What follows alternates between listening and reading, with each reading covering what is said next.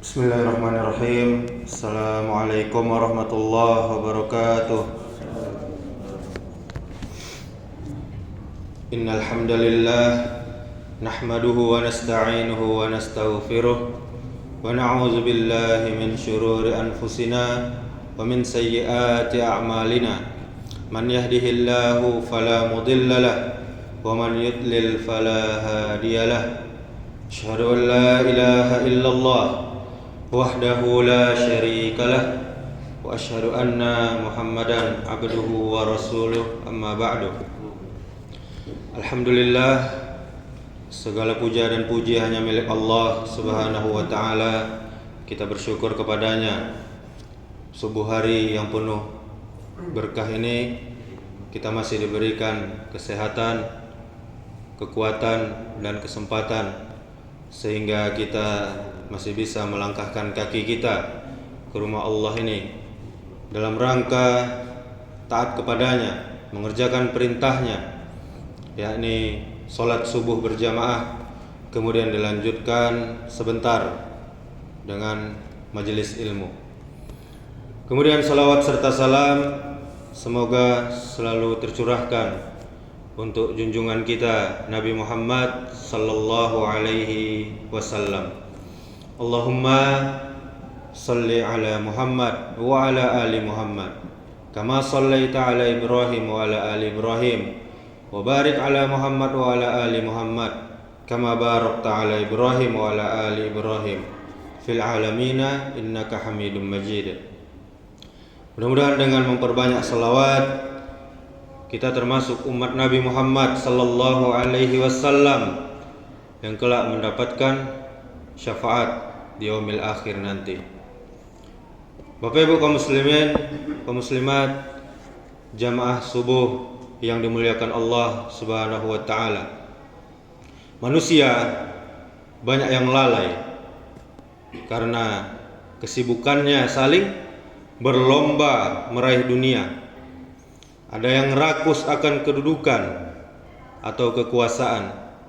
Ada juga yang saling menyombongkan diri dan berbangga dengan hartanya, berbangga dengan anaknya. Mereka barulah berhenti ketika sampai di liang lahat. Padahal semua nikmat kelak akan ditanya. Allah Subhanahu wa taala berfirman di ayat pendek di juz 30 yang sebagian kaum muslimin atau seluruh kaum muslimin mungkin sudah banyak menghafalnya. Bismillahirrahmanirrahim. Alhaakumut takasur hatta zurtumul maqabir kalla sawfa ta'lamun summa kalla sawfa ta'lamun kalla law ta'lamuna ilmal yaqin latarawunnal jahim summa latarawunnaha ainal yaqin summa latus'alunna yawma idzin 'anin na'im. Allah berfirman, bermegah-megahan telah melalaikan kamu sampai kamu masuk ke dalam kubur. Janganlah begitu, kelak kamu akan mengetahui akibat perbuatanmu itu. Kemudian Allah mengulangi lagi, dan janganlah begitu, kelak kamu akan mengetahui. Kemudian janganlah begitu jika kamu mengetahui dengan pengetahuan yang yakin, niscaya kamu benar-benar akan melihat neraka jahim, dan sesungguhnya kamu benar-benar akan melihatnya dengan ainul yakin. Kemudian kamu pasti akan ditanyai pada hari itu tentang kenikmatan yang kamu megah-megahkan di dunia itu. Surah At-Takasur ayat 1-8. Bapak Ibu jamaah yang dirahmati Allah Subhanahu wa taala. Surah ini terdiri dari 8 ayat. Termasuk surah Makkiyah, yaitu surah yang turun sebelum Nabi hijrah ke Madinah. Berada di halaman 102 di mushaf standar. Surah ini menjelaskan tentang orang-orang yang lalai beribadah kepada Allah Subhanahu wa taala. Padahal ibadah itu adalah tujuan diciptakannya manusia. Apa kata Allah? "Wa ma khalaqtul jinna wal insa illa liya'budun." Tidak aku ciptakan jin dan manusia kecuali untuk beribadah kepadaku. Yang dimaksud di sini adalah beribadah kepada Allah semata-mata dan meninggalkan ibadah kepada selain Allah, tidak berbuat syirik dan selalu mentauhidkannya, mengenalnya dan mendahulukan cinta Allah daripada cinta makhluknya. Manusia menjadi lalai karena waktunya hanya dihabiskan untuk membanggakan diri dengan hartanya. Berbangga di sini bisa jadi juga pada anak, harta, dan pangkat atau kedudukannya. Sedangkan berlomba-lomba atau saling mengejar untuk meraih ridha Allah Subhanahu wa taala tidak termasuk di ayat ini. Terus berbangga hingga dia mati, masuk ke liang lahat. Manusia akan terus berbangga satu dan lainnya sehingga mereka masuk ke dalam kuburnya. Artinya, ketika mereka merasakan kematian, baru mereka berhenti dari berbangga-bangga dengan hartanya. Namun Bapak Ibu, perlu kita ketahui bahwa alam kubur hanyalah tempat mampir, tempat singgah sampai ke alam berikutnya. Alam kubur bukanlah tempat mukim selamanya. Dalam ayat ini pun dikatakan demikian, yaitu disebut alam kubur sebagai tempat ziarah, tempat berkunjung. Artinya berkunjung sifatnya sementara. Negeri yang kekal abadi adalah tetap di akhirat. Ayat ini juga sekaligus menunjukkan bahwa amalan itu akan dibalas di negeri yang kekal abadi, bukan negeri yang fana seperti di dunia ini. Jika mereka tahu, Bapak Ibu, seandainya mereka tahu apa yang terjadi di depan mereka, yaitu mengetahui dengan ilmu yang sampai ke hati mereka, tentu mereka tidak lalai, sehingga terus-menerus mereka berbangga-bangga dengan hartanya. Jika mereka tahu, tentu mereka akan segera beramal soleh, taat kepada Allah. Namun sayangnya mereka benar-benar tidak tahu, sehingga mereka pun akan melihat neraka jahim yang dijanjikan pada orang-orang kafir. Mereka akan melihat dengan ainul yakin, dengan mata yang yakin, dengan penglihatan yang yakin. Yang dimaksud dengan kalla law ta'lamuna ilmal yakin, dan sesungguhnya kamu benar-benar akan melihatnya dengan ainul yakin. Maksudnya yaitu mereka benar-benar akan melihat dengan penglihatan mereka. Sebagaimana Allah menyebutkan dalam ayat yang lain, wa ra'al mujrimuna an-nara fadhannu annahum muwaqi'uha wa lam yajidu anha masrifa. Dan orang-orang yang berdosa melihat neraka, maka mereka meyakini bahwa mereka akan jatuh ke dalamnya dan mereka tidak menemukan tempat berpaling daripada neraka tersebut. Surah Al-Kahfi ayat 53. Bapak Ibu, ilmu yakin atau ainul yakin dan hakul yakin, Syekhul Islam Ibn Taimiyah pernah ditanya mengenai ainul yakin dan ilmul yakin. Ilmul yakin adalah sesuatu yang diketahui dengan mendengar kabar berita atau pengkiasan atau permisalan dan berpikir tanpa melihat secara langsung. Sedangkan ainul yakin adalah menyaksikan langsung dengan matanya, dengan penglihatannya. Ada juga hakul yakin, yaitu dengan merasakan secara langsung. Kemudian Ibnu Taimiyah mencontohkan ketiga hal tersebut dengan memberi permisalan madu. Jika madu tersebut hanya diketahui lewat berita, maka disebut ilmul yakin. Jika diketahui lewat melihat langsung, maka disebut ainul yakin. Jika dirasakan manisnya madu tersebut dengan lisannya, dengan lidahnya, maka disebut dengan haqqul yakin. Kemudian akan ditanya berbagai macam nikmat. Setiap orang pasti akan memasuki fase ini. Dia akan ditanyai tentang berbagai macam nikmat yang mereka rasakan di dunia ini. Apakah mereka benar-benar telah bersyukur atas nikmat tersebut? Apakah mereka benar-benar telah menunaikan hak-hak Allah Subhanahu wa taala? Apakah mereka tidak menggunakan nikmat tersebut untuk berbuat maksiat? Jika benar, maka mereka akan diberi nikmat yang lebih lagi daripada di dunia. Ataukah mereka jadi orang yang terperdaya, tertipu dengan nikmat, atau mungkin mereka gunakan di dalam maksiat? Jika demikian, tentu kelak mereka akan dibalas dengan azab, dengan siksa yang sangat pedih.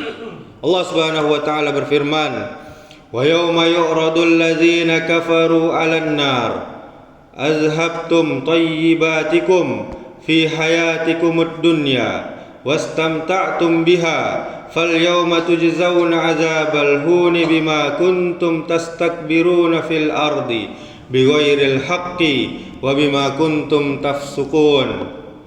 Dan ingatlah hari ketika orang-orang kafir dihadapkan kepada neraka. Kepada mereka dikatakan, kamu telah menghabiskan rezekimu yang baik dalam kehidupan duniawimu saja, dan kamu telah bersenang-senang dengan hartamu tersebut. Maka pada hari ini kamu akan dibalasi dengan azab yang menghinakan, karena kamu telah sombong, menyombongkan diri di muka bumi tanpa hak, dan kamu telah fasik.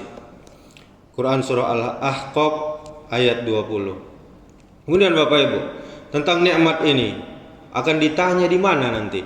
Yang pertama, bisa jadi saat dihisab. Yang kedua, bisa jadi saat masuk neraka, ditanya tentang nikmat dalam rangka untuk menjelekkan. Seperti pertanyaan di dalam sebuah ayat surah Al-Mulk ayat 8, "Kullama ulqiya fiha faujun sa'alahum khazanatuha alam ya'tikum nazir." Setiap kali dilemparkan ke dalamnya sekumpulan orang-orang kafir, penjaga-penjaga neraka itu bertanya kepada mereka, apakah belum pernah datang kepada kalian di dunia seorang pemberi peringatan? Nikmat yang ditanya Bapak Ibu adalah nikmat yang umum.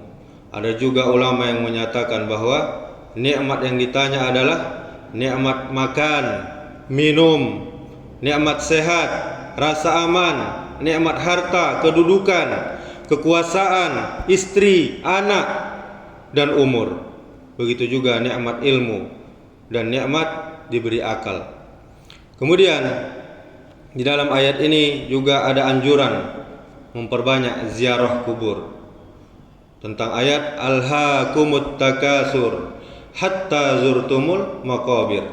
Bermegah-megahan telah melalaikan kamu sampai kamu masuk ke dalam kubur. Yang dimaksud ayat ini, kata Ibnu Taimiyah, adalah yatakassaruna bikuburil mauta, yaitu mereka memperbanyak ziarah kubur pada orang yang mati. Hal ini disebutkan oleh Ibnu Atiyah dalam tafsirnya. Kemudian beliau berkata bahwa ayat ini yang dimaksud adalah untuk orang-orang yang banyak ziarah kubur, sehingga mereka lalai dari ibadah dan belajar agama. Namun Nabi kita sallallahu alaihi wasallam masih membolehkan ziarah kubur setelah itu, namun dengan maksud mengingat kematian. Bukan seperti yang kita lihat sekarang, ziarah kubur seperti agenda tahunan yang banyak diramaikan. Padahal ziarah kubur adalah untuk mengingat kematian. Kemudian bukan untuk maksud berbangga diri dan membangun kubur.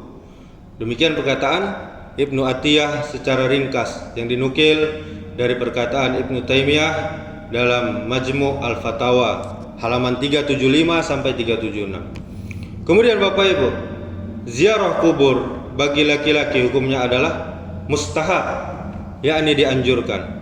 Karena Nabi sallallahu alaihi wasallam katakan, lakukanlah ziarah kubur karena hal itu lebih mengingatkan kalian pada akhirat, yaitu kematian.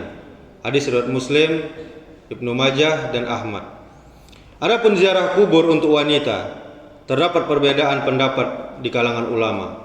Pendapat terkuat adalah bukan sunnah, tapi mubah, dibolehkan bagi wanita untuk ziarah kubur.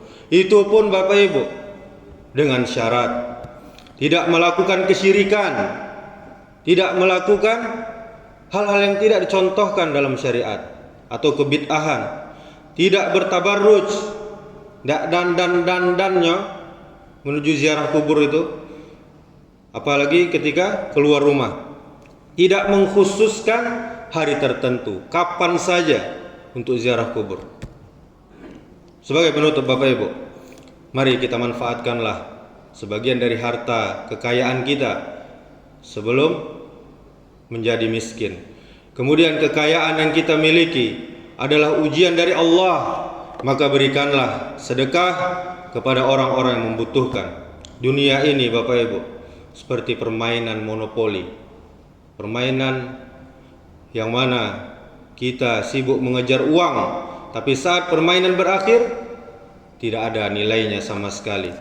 Kata Nabi, setiap umat memiliki ujian, dan ujian umatku adalah harta. Makin sedikit harta kekayaan yang kita miliki, maka makin sedikit pula yang akan kita pertanggungjawabkan kelak. Ilmu itu lebih baik daripada harta Bapak Ibu, karena harta itu harus kita jaga, sementara ilmu akan menjaga kita. Ini perkataan Ali bin Abi Thalib. Kemudian jangan kita habiskan seluruh masa sehat kita hanya untuk mencari kekayaan. Jangan kita bersaing dengan orang lain dalam masalah mengumpulkan kekayaan, tapi bersainglah Bapak Ibu dengan mereka dalam urusan ibadah kepada Allah. Sesungguhnya Allah tidak memandang rupa dan harta kita, akan tetapi Allah memandang hati dan amal perbuatan kita. Harta itu ujian Bapak Ibu, bukanlah kebanggaan.